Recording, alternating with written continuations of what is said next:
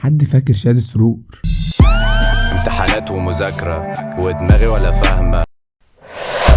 شادي سرور من اشهر وانجح الناس اللي ظهرت مع ظهور اليوتيوب سنة 2012. كان اليوتيوب العربي والمصري بالخصوص ما فيهوش غير قناة واحدة نجحت، وهي قناة ايجيبتو، وهي قناة كرتونية كوميدية. وكان شادي سرور كمان موجود في الوقت ده.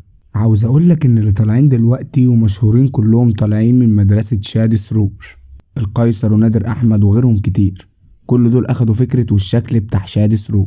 كل اللي قلتلك عليهم دول بيعملوا دور الاب والام، وبيطلعوا بشخصيتين او 3 في الفيديو. تخيل بقى في 2012 شادي كان بيعمل كل الحاجات دي بامكانيات قليلة قوي، وبرامج مش متطورة خالص زي دلوقتي. لو انت مش متخيل كمية الشهرة اللي كانت في شادي زمان، فاحب اقولك انه اول قناة مصرية وعربية توصل ل1,000,000,000 مشاهدة. ايوه زي ما سمعت كده، بمحتوى شادي اللي كان بيصور بتليفون وبيمنتج الفيديوهات وبيكتب سكريبت. بقى اول قناة عربية تحقق 1,000,000,000 مشاهدة على اليوتيوب. لو جيت دلوقتي تتفرج على محتوى شادي هتحس ان في حاجة غريبة، لكن كان بيضحكنا جدا في وقتها. شادي السرور بدأ يعمل اسم لنفسه واتشهر جدا وقتها، لدرجة انك لو دخلت اي مكان واي تعليق في فيديو على يوتيوب او تويتر او فيسبوك او انستجرام هتلاقي هاشتاج جمهورية شادي سرور. كان المعجبين بتوع شادي بالملايين حرفيا وبيحبوه جدا. كل ده بقى اتغير لما شادي قرر يسافر امريكا ويعمل فيديوهات هناك.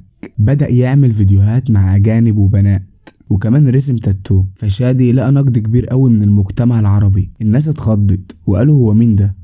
هما كانوا شايفين في شادي انه شخص زيهم بيمثلهم، بيمثل دور البيت المصري والأسرة المصرية والحاجات اللي بتحصل فيهم بشكل كوميدي. بعد ما شادي اخد كمية الانتقادات دي طلع في فيديو وقالوا انه هينتحر، وقال كلام كتير قوي، بس صلح كل الكلام ده في فيديو بعده وقال انه كان بيمر بأزمة نفسية كبيرة بسبب الانتقادات.